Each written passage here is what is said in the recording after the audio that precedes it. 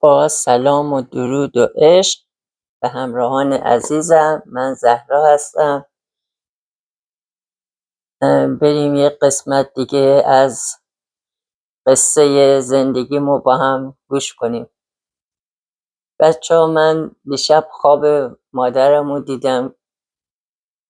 گفتم بهتون مادرم 3 سال پیش آسمانی شده. مادرم روحش شاد باشه تا موقعی بود علاقه خیلی خاصی به سیدا داشت. خیلی دوست داشت عید قدیر بره، به همون رسم رسومات خود مادرم که بزرگ شده بود که میگفتن روز عید قدیر سینه 7 سید ببوسی خیلی ثواب داره و ایشون خیلی ارادت خاصی داشت به سیدا و هر موقع صحبت میشد که با هم نشسته بودیم صحبت میکردیم و حرف مرگ پیش میآمد و حرف چیز، میگفت مادر چقدر خوب آدم همنشین سیدا بشه بعد مرگشم. و ما میگفتم مامان از این حرفا نزن، حالا او دنیا رو کی دیده، چجوری هست چجوری نیست. اصلا صحبت مرگ هیچ وقت اجازه نمیدادیم که بیشینه از مرگ بر همون صحبت کنه. و این شد که 3 سال پیش که آسمانی شد، بعد امسال که من رفتم ایران خیلی برام یک بار یک تلنگری خورد. مادرم جایی آرام گرفته که پایین پاش رو، بالا سرش رو، سمت راستش رو، سمت چپش همه سیدن و این خیلی برای من جای چیزی خورد که خدایا پس واقعا اگه با دل پاک از خودت بیایم در خانه ازت چیزی بخوایم، شما کار نمیکنی، خدا برات شاهکار میکنه. و این بود که الان یک بار گفتم بشینم اینو بگم به دوستان عزیز.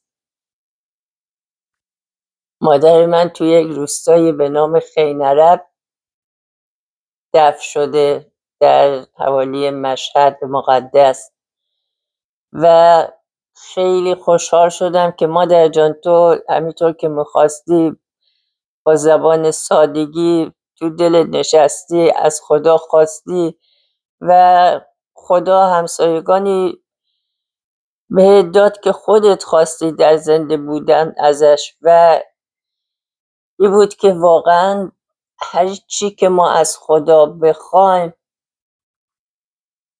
ما هر روز که خورشید طلوع میکنه یک تولد دیگه برای ما. صبح که بلند میشیم چشمامونه که باز میکنیم از ته دل با خوشحالی باید بگیم خدایا شکرت، یک روز دیگه فرصت دادی صدات کنم، یک روز دیگه فرصت شکرگزاری دادی و همون روزی امروزی که بیدار میشیم با خوشحالی اصلاً به گذشته هر چی بوده نباید دیگه فکر کنیم، چون اگه فکر کردن بد گذشته باشه بچه‌ها خواب ازمان میگیره، خوراک ازمان میگیره، ضعیفمان میکنه. ما نمیخوایم ضعیف باشیم، ما میخوایم تا زنده‌ایم قوی باشیم، به چیزای خوب فکر کنیم. صبح که چشمامونو باز میکنیم باید بگیم خدایا شکرت، یک فرصت دیگه برای زیستن، یک فرصت دیگه برای دیدن، یک روز دیگه از امروز، از همین لحظه میخوام خوب بشم، میخوام شکرگزارت باشم، میخوام قدرت بهم بدی خدایا، صبر بهم بدی، نور بهم بدی، عشق بدی، امید بدی.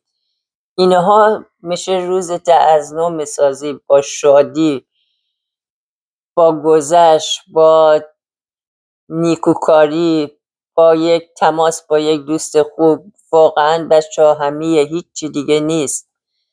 صبح که بلند میشی یک استکان چایی که دم میکنی همون با عشق. خدایا شکرت میتونم یک لیوان چای برای خودم بذارم بنوشم. خدایا شکرت میتونم بشینم صبحانه بخورم. خدایا شکرت چشمام داره اطرافمو میبینه. خدایا شکرت پاهم داره راه میره. خدایا شکرت نفسم بدون هیچ کم و زیادی داره میزنه. بچه ها من یک دونه ریه دارم، ولی واقعا میگم خدایا ممنونتم. خدایا شکرت که من با یک دانه شش 10 ساله دارم نفس میکشم، دارم زندگی میکنم و با عشق راه رو به هم نشون دادی خدا. بچه ها شکرگزاری کلید تمام بدی های تمام ای که تو شیطون بتونی تو وجودت بکشی، باید شکرگزاری از زبانت کم نکنی. باید تمام ثانیه ها، تمام کارهایی که تو روزمره داریم انجام میدیم، فقط خدا رو در نظر داشته باشی. چون موقعی که خدا رو در نظر داری، تو کارت با عشق انجام میدی، کارت با ایمان انجام میدی و کاری که آدم با عشق و ایمان انجام بده، حالا هر کاری که میخواد باشه، میخواد آشپزی باشه، رانندگی باشه، سر کار بیرون از خانه باشه، هر چی باشه او رو تو با تمام وجودت، با تمام عشق او کار انجام میدی، چون خدا با او شریکه. وقتی که یه مدلی آدم زندگی میکنه میبینی واقعا هیچی برات سخت نیست، تمام کارا برات آسون میشه و شما داری کار میکنی و لذت میبری از کار کردن، عشق میکنی. یعنی چطوری بهتون بگم بچه ها، واقعا با خدا بودن همه لحظه او خیلی زندگی رو جذابتر و شیرینتر میکنه. و ای که شما که با خدا هستی، نه غمگین میشی، نه ناراحت میشی، نه بی پول میشی، نه هیچ بلایی سر آدم در نمیاد. شما وقتی که با خدا باشی یعنی تو بهشت داری زندگی میکنی. با خدا بودن یعنی بهشت بودن، چی در دنیا چی در آخرت. و وقتی که آدم میشینه فکر میکنه میبینی واقعا خدا خیلی زندگی راحتی شادی به ما هدیه داده، ولی ما قدرشو ندونستیم که خداوند چقدر بزرگه. خداوند که میگن از 1000 تا پدر مادر مهربانتره. چرا ما ایمان نداریم که خدا هیچ کاری نیست که برای خدا مشکل باشه؟ خب پس ما هم بریم دنبال خدا رو بیاریم تو زندگیمان. هر کاری که میخوایم بکنیم، یعنی خدا همه چی رو تو وجود ما قرار داده. ما نیازی به هیچ کس و هیچی از بیرون از خودمان نداریم. هر چی که بخوایم تو وجودمان خدا قرار داده. فکرم به همان داده، گفته حالا برو زندگیت ببینم چطوری میخوای زندگی کنی، زندگیت بساز خودت. بچه ها من سختی توی 58 سال خیلی سختی دیدم، ولی الان که دارم فکر میکنم اصلا نمیخوام به اون سختی ها دیگه حتی کوچکترین فکری هم بکنم. چون من نمیدونستم، هی فکر میکردم، هی میشستم گریه میکردم. من شب تا صبح بالیشدار میگذاشتم جلو دهنم، داد میزدم.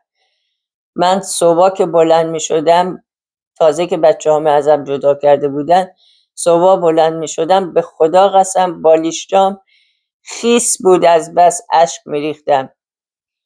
ولی الان دارم میگم خدا همیشه با من بوده.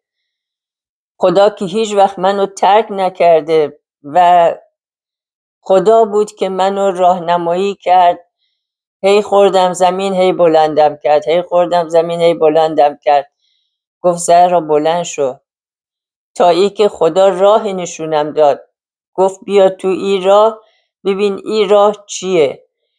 که من قدم گذاشتم با کمک خداوند تو این راه.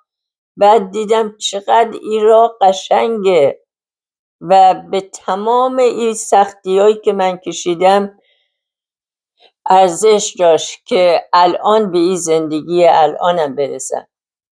و با تمام وجودم میگم خدایا ممنونتم، چی کار کردی با زندگی من، چی صبری به من دادی، چی استقامتی به من دادی، چی آرامشی به من دادی که با میلیاردها دلار نمیشه آدم این آرامش رو بری، از جایی نیست که بری پول بده بخری. این آرامش رو باید خدا تو وجودت قرار بده. خداوند این رو تو وجود من قرار داد و واقعا خدایا ممنونتم، خدایا سپاسگزارتم. دوستان خوبی بهم دادی در سر تا سر دنیا، از آمریکا گرفته، از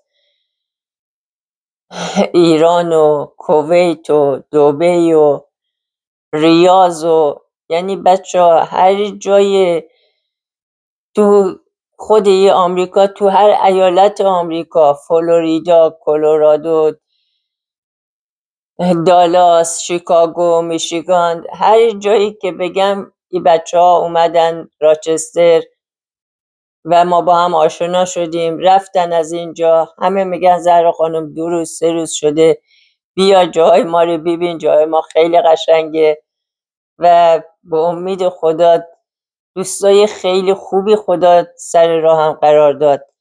اینها برای من ثروت، اینها برای من نعمت و من با تمام وجود شکرگزار خداوندم که هر چی ازش میخواستم چندین برابر به من داد.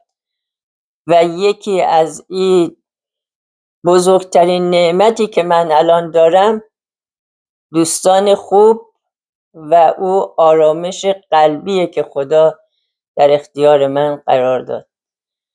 و بچه ها ممنون و سپاسگزارم. یکی دیگه از قصه های زندگی زهرا از زبان خودم دارم براتون تعریف میکنم و ببخشین من هر موقع هر چی یادم میاد دوست دارم بشینم و با شما دوستان به اشتراک بذارم. ممنون و متشکرم. مرسی که یکی دیگه از قصه های منو نشستین و گوش کردین و ممنونم بچه ها. مرسی.